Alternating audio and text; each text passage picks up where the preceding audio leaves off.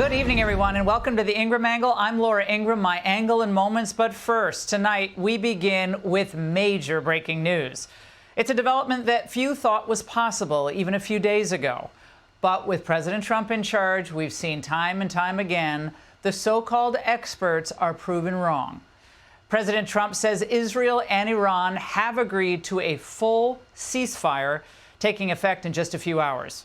In a Truth Social post in the last hour, the president wrote, "Congratulations to everyone. There will be a complete and total ceasefire in approximately 6 hours from now, when Israel and Iran would have wound down and completed their in-progress final missions for 12 hours, at which point the war will be considered ended."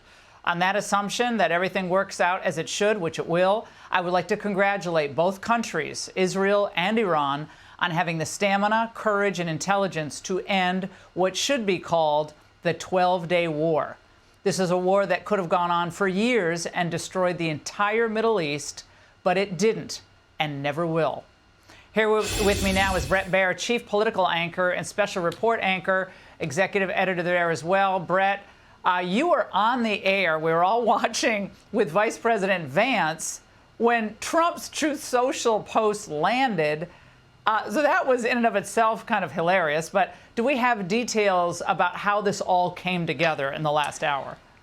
Well, Laura, good evening. It really was something. Let me just give you the behind the scenes. Trey Yingst was in the middle of wrapping up his report from Tel Aviv, and the producer got in my ear saying, "Trump Truth Social coming in the email right now." And I looked down, the vice president's right here on set with me.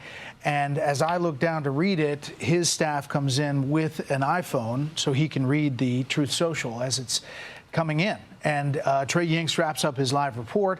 I thank him. I introduce the vice president and obviously start with what we just heard and saw.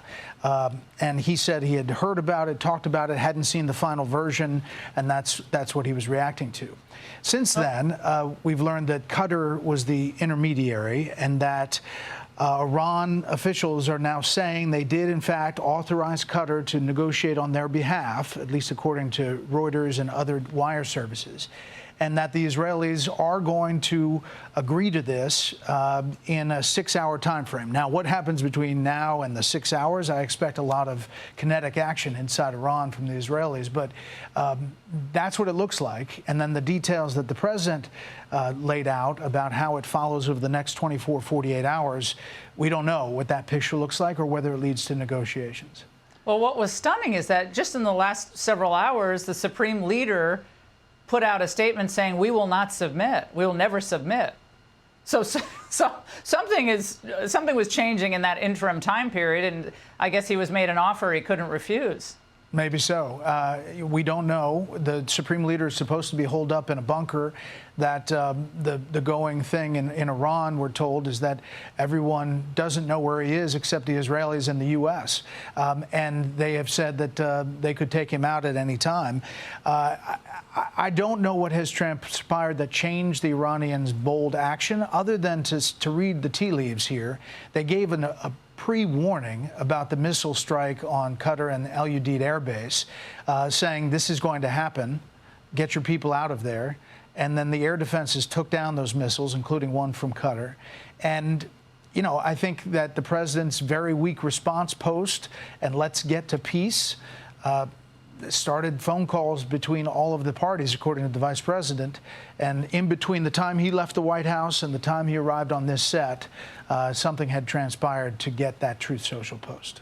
And the president even thanked Iran for the heads up, as you noted with Vance, which it all seemed like it was missile theater at some point. They gave them a chance to save face, shoot up a couple of, what looked like Roman candles. I mean, they were missiles, Yeah. but and no damage was done, as far as we understand, on the ground. So you wonder why they even went through that exercise. But nevertheless, the president didn't choose to humiliate Iran in this moment, which I think is that's classic Trump. He wants to give people a way out. He did say, let's get to peace, let's get to the table. He called it very weak and thanked them for the heads up. But, you know, it follows a pattern. In 2020, the Iranians did the same thing. They fired on a U.S. military base in Iraq, but they also gave a heads up ahead of time. That was after the Soleimani assassination, the takedown of the main military commander for Iran by the U.S. And so it follows a pattern. We'll see if this also follows a ceasefire, because, as you know, the Israelis feel like they have a lot of superiority in the skies and they can take out targets at will. And they're on the cusp of making a big change to their existential threat. So it may be tough for them to agree to it, but I think the president is pushing. And Bret, although people don't want to be political in this moment, politics always enters the equation. We had an enormous amount of kind of nastiness across the political aisle over the last few days regarding the president's decision. So some Democrats were more, tepid about it, but others were basically very, very negative on what the president was doing. How do you see this moment playing out politically? I mean, John Fetterman was the only Democrat I saw very vocal in his support of the action. Others were either tepid or saying it was unconstitutional and he had to come to Congress first. I think a lot of those Democrats, if you look back at President Obama's actions in Lebanon, in Syria, they were not anywhere near as vocal about the congressional authorization issue back then. Politically, I think it plays pretty well. He's kept his party largely together. There are some vocal voices, as you know, Marjorie Taylor Greene and others, Tom Massey, but fairly small in number and in voice. And I think it really depends how this ceasefire works out and what comes next.